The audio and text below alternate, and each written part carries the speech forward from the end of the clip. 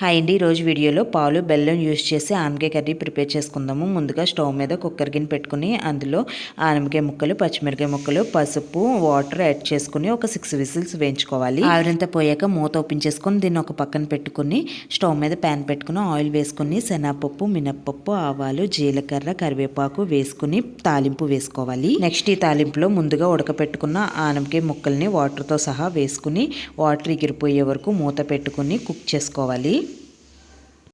Next ఒక బౌల్లోకి పాలు తీసుకుని అందులోకి వరిపిండి, బెల్లం యాడ్ చేసుకుని ఉండలు లేకుండా కలుపుకుని ఒక పక్కన పెట్టుకోండి.